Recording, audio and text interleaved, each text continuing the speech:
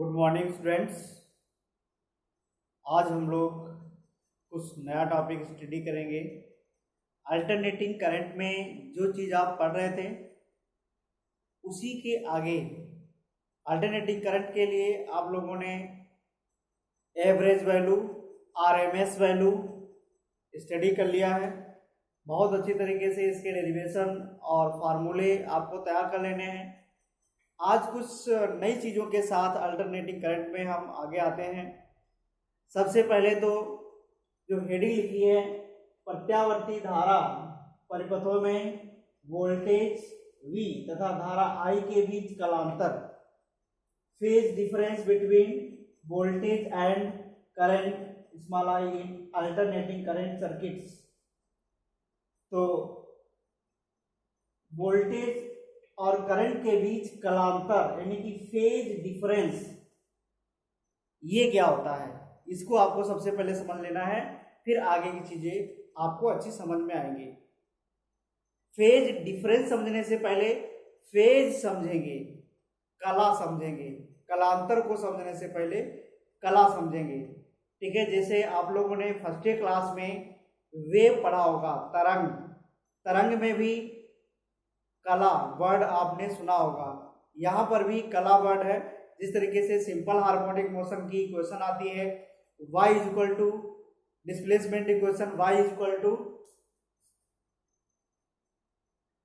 a sine omega T, जहां omega T जो angle है ये कला को रिप्रेजेंट करता है, फेज को रिप्रेजेंट करता है। इसी के साथ में वर्ड लिखते हैं phi. This phi is phase difference. ठीक है, फाई को ही हम कलांतर कहते हैं। जिस तरीके से सिंपल हार्मोनिक में आपने इक्वेशन पढ़ी, उसी तरीके से करंट के लिए I equal to I naught. यहाँ पर A is the amplitude of displacement, here I naught is the amplitude of current. ये धारा का अधिकतम मान या आयाम कहलाता है, I naught sine omega T. तो यहाँ जो ओमेगा टी है, ये एंगल, साइन का एंगल, ये कला को प्रदर्शित करता है, फेज को प्रदर्शित करता है। और इसके साथ अगर हम एक वर्ड फाई लेटर ऐड कर दें तो इसको हम कहते हैं कलांतर। ठीक है, इसका मतलब अभी हम समझाएंगे कलांतर का मतलब क्या है। सबसे पहले तो आपको कला समझ लेनी है। ठीक है, जिस तरीके से वोल्टेज का इक्वेशन आप पढ़ते हैं, V equal to V naught sine omega T, तो ओमेगा टी जो है ये कला को प्रदर्शित करता है, फेज को प्रदर्शित करता है। ठीक है, ग्राफ के द्वारा अगर इसको समझें तो हमने देखा था अल्टरनेटिंग करंट में या वोल्टेज में ग्राफ एक डायरेक्शन में मैक्सिमम फिर जीरो होता है, फिर अपोजिट डायरेक्शन में मैक्सिमम फिर जीरो होता है। यानी कि कला को अगर ध्यान दें तो कला हमको ये बताती है कि अभी करंट की इंस्टेंटेनियस वैल्यू क्या है। ठीक है, यानी कि करंट की पोजीशन क्या है, करंट की पोजीशन को कला हमको बताती है कि करंट अब कितनी होने वाली है। अगर मान लिया हम कह दें एंगल, ये कला 90 डिग्री का है, तो 90 डिग्री का मतलब हो जाएगा कि करंट अपनी मैक्सिमम पोजीशन पे है। ठीक है, 180 पे अगर हम कह दें तो करंट जीरो पोजीशन पे है। ठीक है, तो कला से हमको करंट की पोजीशन पता चल जाती है और वैल्यू पता चल जाती है, वोल्टेज की वैल्यू और करंट दोनों पता चल जाते हैं। इसके बाद आता है कलांतर, फेज डिफरेंस। अब जो अल्टरनेटिंग करंट सर्किट्स होते हैं, प्रत्यावर्ती परिपथ, प्रत्यावर्ती धारा परिपथ में क्या होता है कि करंट और वोल्टेज, धारा और विभवांतर दोनों सेम फ्रीक्वेंसी के होते हैं।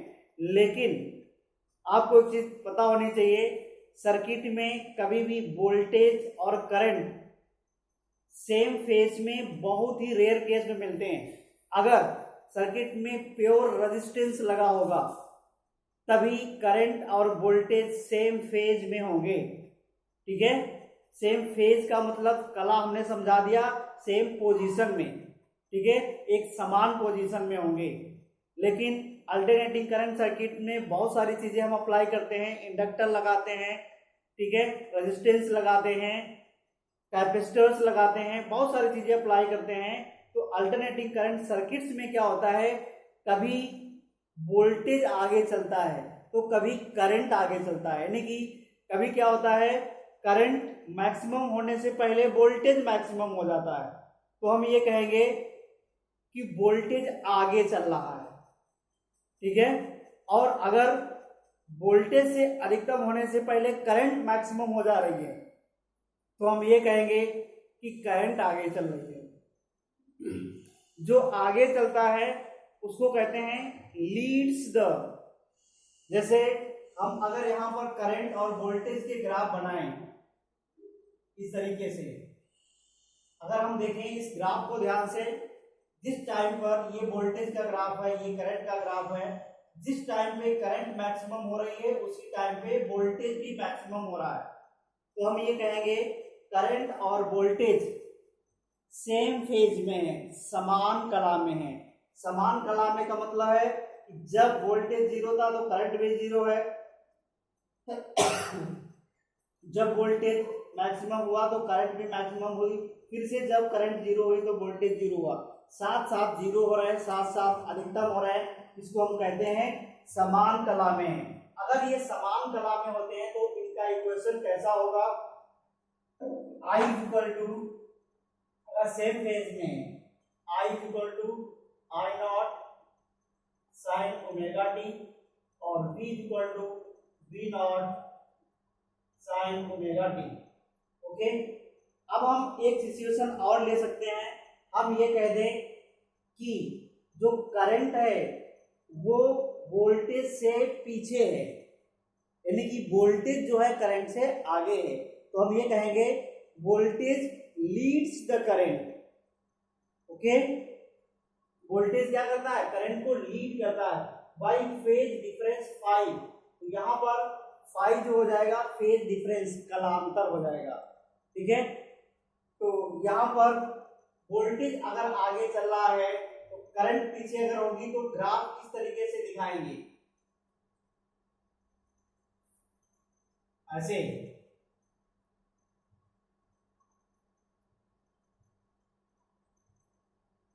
वोल्टेज का ग्राफ, ठीक है, वोल्टेज मैक्सिमम हो गया लेकिन करंट अभी मैक्सिमम नहीं है, वोल्टेज जीरो है, करंट पीछे है, ये यहां देखिए इसका पीक पहले मैक्सिमम हो गया वोल्टेज का V, और करंट का पीक बाद में मैक्सिमम हुआ, this I not and this V not. Okay, तो हम कहते हैं वोल्टेज लीड्स द करंट, यानी कि विभवांतर जो होता है वो धारा को लीड कर रहा है। हिंदी में इसे कहेंगे कि विभवांतर धारा से अग्रगामी है। वर्ड्स को याद रखिए, voltage leading the current in this situation, और हम ये कहेंगे विभवांतर धारा से अग्रगामी है, या यो कह लीजिए धारा विभवांतर से पश्चगामी है, ठीक है। चाहे हम दोनों तरीके से बोल सकते हैं, वोल्टेज को अग्रगामी कह दें या ये कह दें कि धारा पश्चगामी है फाई कलांतर से, ठीक है।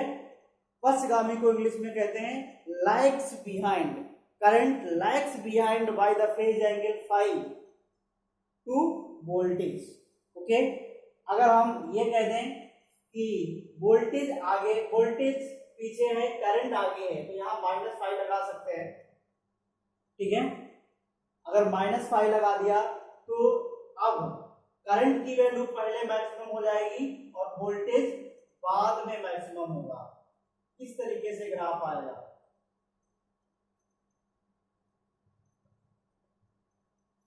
करंट की वैल्यू, ये वोल्टेज, ओके, करंट पहले मैक्सिमम हो जा रही है, वोल्टेज बाद में मैक्सिमम हुआ, इस पीक को देखिए, voltage lags behind by the phase angle phi to the current, यानी कि विभवांतर धारा से पश्चगामी है। इन इक्वेशंस को लिखने का तरीका आप समझ लीजिए, ठीक है। जो अग्रगामी होगा उसमें प्लस फाई लिखेंगे, जो पश्चगामी होगा उसमें माइनस फाई लिखेंगे। ज्यादातर कंडीशन में वोल्टेज को हम V naught sine omega t ही रखते हैं। अगर वोल्टेज पश्चगामी है तो धारा यानी कि करंट के इक्वेशन में I naught sine omega T plus phi कर देते हैं। अगर वोल्टेज पश्चगामी है, धारा अग्रगामी है, वोल्टेज लैग कर रहा है, करंट लीड कर रही है, तो इसको फाई प्लस कर देते हैं इसमें। लेकिन अगर वोल्टेज पश्चगामी है और धारा अग्रगामी है तो इसी में करंट में माइनस फाई कर देते हैं, ठीक है। तो ये कंडीशन है, दोनों कंडीशन आप समझ लीजिए। अच्छी तरीके से कि कभी सर्किट में करंट आगे बढ़ती है यानी कि करंट पहले मैक्सिमम हो जाती है और कभी वोल्टेज पहले मैक्सिमम हो जाता है। जब करंट पहले मैक्सिमम हो जाती है तो हम ये कहेंगे कि वैद्युत धारा जो है वोल्टेज से अग्रगामी है, और जब वोल्टेज पहले मैक्सिमम हो जाएगा तब हम ये कहेंगे कि जो हमारा विभवांतर है वो धारा से अग्रगामी है या धारा विभवांतर से पश्चगामी है। जो पीछे रहता है उसको पश्चगामी कहते हैं, जो आगे रहता है उसको अग्रगामी कहते हैं, ठीक है। ओके।